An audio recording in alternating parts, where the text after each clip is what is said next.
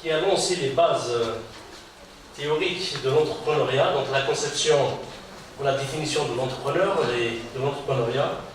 Moi, dans cette réflexion, donc, je vais essayer de développer.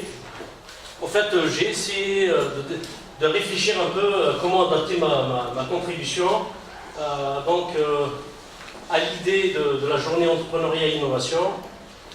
Et j'ai trouvé, en fait, là, je vais vous lancer un peu une communication novatrice, je dirais, puisque je lance une hypothèse.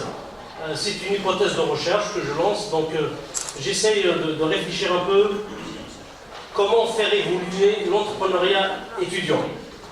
Est-ce que l'entrepreneuriat étudiant, en se basant sur les différents travaux de recherche portant sur cette communauté, chez les étudiants, donc l'intention entrepreneuriale chez les étudiants, est une réflexion qui est toute nouvelle, puisque tous les travaux, concrètement les travaux de recherche, ont commencé à porter sur cette cible à partir des débuts des années 2010, notamment avec les travaux de M.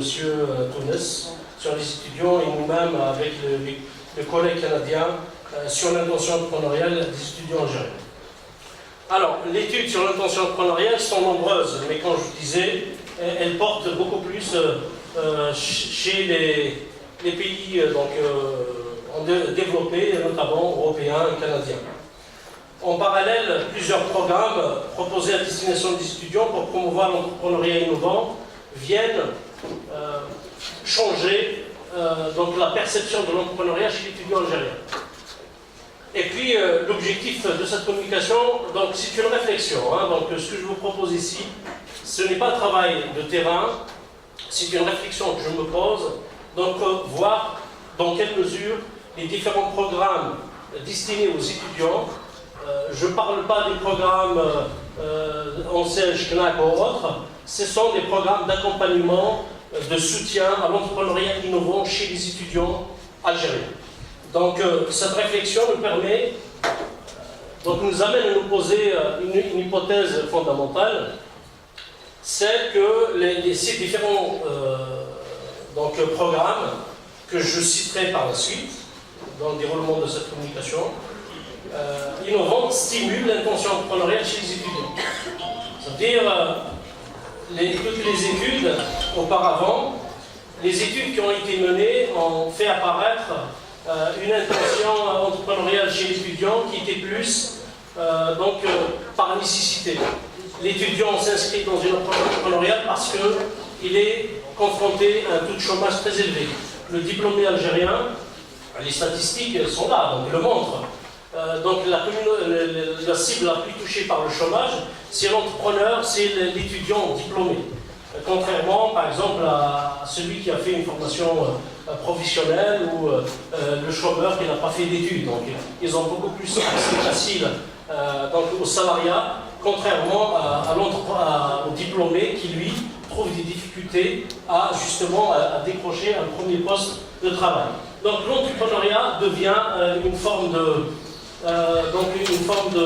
de solution alternative pour pallier justement à ce chômage et pour trouver une place favorable au niveau de la société.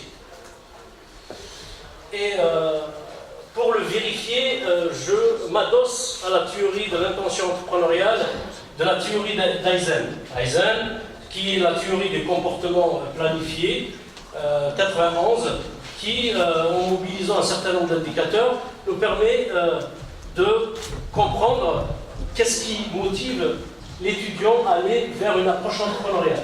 Qu'est-ce qui motive l'étudiant à s'inscrire justement, à aller vers la création d'entreprise et non pas vers le salariat. Ce qui a été justement les résultats des différents travaux qui ont porté sur l'Algérie, qui montrent le contraire, puisque l'étudiant algérien est plus penchant au salariat et non pas à la création de l'entreprise au sens propre tel qu'il a été défini par cette théorie d'Eisen. Donc elle repose essentiellement sur trois dimensions. Le suivi et tout, on a développé certaines d'une manière succincte, très intéressante. C'est ce qui facilite un peu l'explication, mon explication maintenant. C'est donc la perception de la faisabilité. Est-ce que mon projet donc, est faisable? Est-ce que donc l'environnement s'y adapte? Si s'y adapte pas, donc il faudrait apporter des changements. Vous l'avez expliqué parfaitement aussi et tout. On est dans cette approche-là. L'étudiant, donc entrepreneur, est un étudiant qui se lance. L'entrepreneur est quelqu'un qui prend des risques.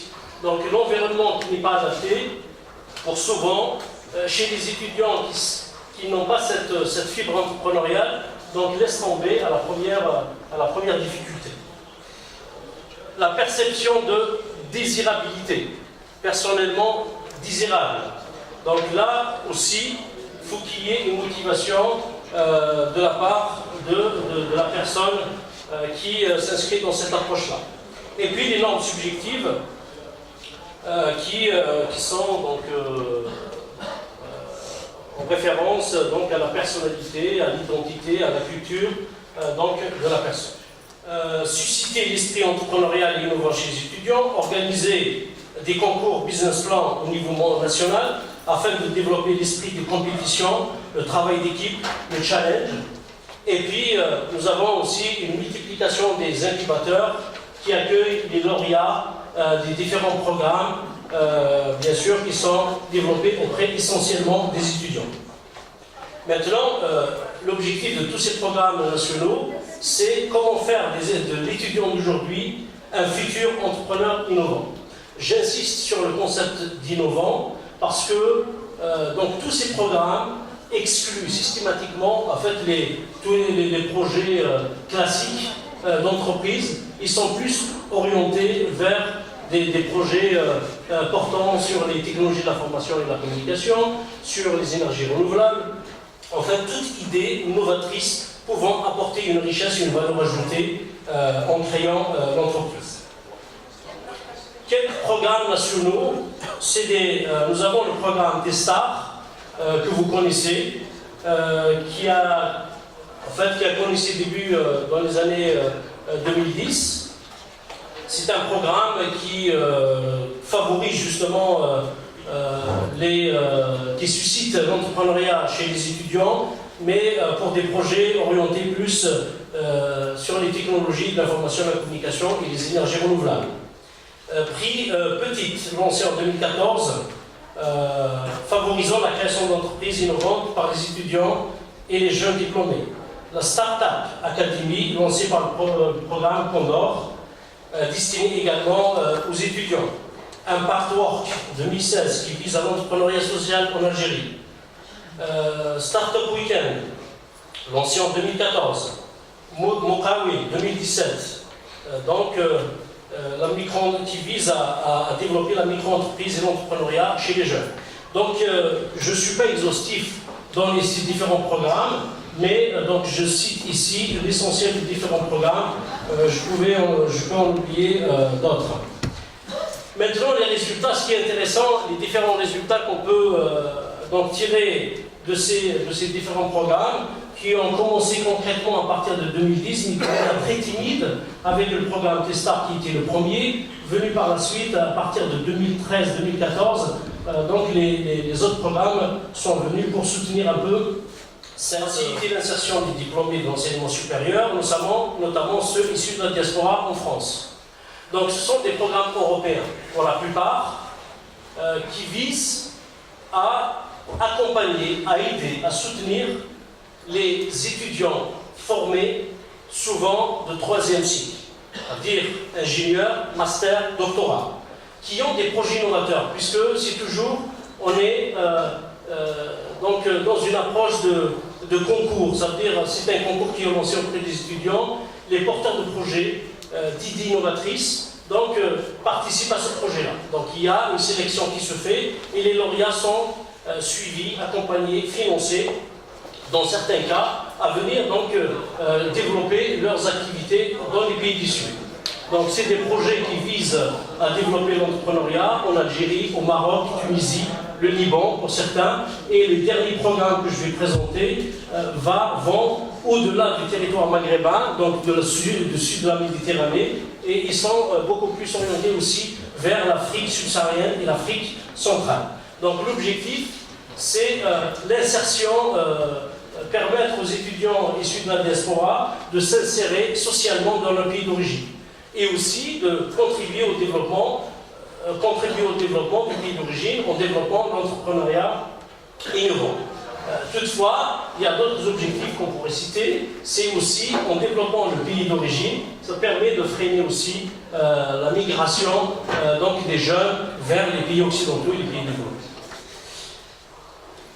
Alors, aider à promouvoir des activités créatrices de richesse et d'emploi, et aussi instruction des projets et accompagnement pour les études de marché de faisabilité.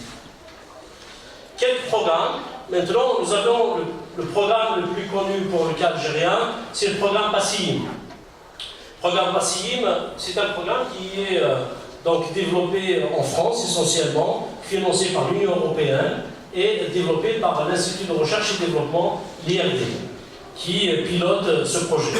Bien sûr, c'est un projet qui est en collaboration avec les autorités nationales, puisqu'il travaille avec le ministère de l'Industrie et de l'ONDI, l'ONVREDET. C'est en collaboration pour justement soutenir donc l'entrepreneuriat étudiant issu essentiellement de la diaspora. Donc ils permettent de soutenir les jeunes porteurs de projets à venir investir en Algérie. Diamètre 2014, c'est promotion de l'esprit d'entreprise et la circulation des compétences. Diamètre, contrairement à PASSIM, Diamètre, il est aussi destiné aux entrepreneurs, aux étudiants algériens qui sont en Algérie. Donc, c'est pas un programme qui est destiné uniquement donc, aux étudiants qui sont en Europe, mais aussi pour ceux qui sont en Algérie. À l'INNOV 2009, qui contribue également à la formation des étudiants, à la formation des entrepreneurs qui sont déjà en activité. Ils font du coaching, du conseil, du training, workshop, les perfectionnements management et leadership. En fait, ce sont les instruments, c'est de transmettre les instruments permettant à l'étudiant, permettant à l'entrepreneur de bien comprendre son environnement et de bien donc se positionner sur son marché pour améliorer. Bien sûr, ce que je disais tout à l'heure, donc c'est de permettre aux jeunes issus de la diaspora, issus de la migration, de s'insérer dans le pays d'origine et aussi, surtout, de contribuer au développement de l'entrepreneuriat dans certains pays pour susciter une dynamique entrepreneuriale, une dynamique économique dans ces pays-là. Et puis vous avez ELIP, Entrepreneurship, Leadership and Innovation Program, en 2018, qui est le programme de formation de plus d'1 millier d'étudiants. En fait, c'est un programme américain qui est à destination donc des étudiants en Algérie. Donc c'est tout récent, il y a des appels à ce jour. Il y a encore l'appel à contribution à destination des étudiants algériens. L'objectif, c'est de les former sur le processus entrepreneurial, sur la culture entrepreneuriale et sur les objectifs d'aller vers un entrepreneuriat innovant. Voilà quelques résultats. Nous avons des milliers d'étudiants formés, orientés, accompagnés, exemple de ELIP. Donc nous avons 1200 étudiants, plus de 17 wilayas du pays participent à cette formation. Des dizaines d'entreprises innovantes créées dans divers domaines, notamment PASSIM. Vous imaginez, donc, nous avons chaque session une quinzaine à une vingtaine d'entreprises qui sont donc retenues pour ce programme. Bien sûr, il touche l'Algérie, le Maroc, la Tunisie et le Liban. Pour l'Algérie, c'est à peu près 15 à 18 entreprises, projets qui sont retenus chaque année et financés pour développer des activités. J'en connais quelques-uns qui sont très très bien développés depuis ceux qui font partie du projet de 2012.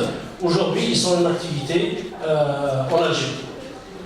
Vous avez 2009-2010, 2010-2011, 25 entreprises et entrepreneurs ont bénéficié des services à l'INNOV de Midafcool et plus de 200 étudiants en formation, 2018. 270 diplômés universitaires formés au sein des structures d'accompagnement à la création d'entreprises, des institutions locales, 200 porteurs de projets potentiels sensibilisés en Europe, et ça c'est pour le programme Diamètre qui effectivement contribue énormément au développement de l'entrepreneuriat. Et toutefois, de retravailler la théorie du comportement d'Aizen auprès des étudiants pour vérifier notre hypothèse. Donc tout ce que je viens de développer est une hypothèse. Ce n'est pas un travail donc de recherche, c'est une réflexion de recherche pour les doctorants, les futurs doctorants. S'il y a des doctorants ici, ça serait intéressant de vérifier par le modèle d'Aizen, est-ce que concrètement ces différents modèles permettent d'impacter positivement l'intention entrepreneuriale chez les étudiants. Sommes-nous aujourd'hui dans une intention entrepreneuriale plutôt opportuniste ou plutôt donc de nécessité ou de crise? Voilà un peu mes réflexions pour cette communication d'aujourd'hui et je vous remercie.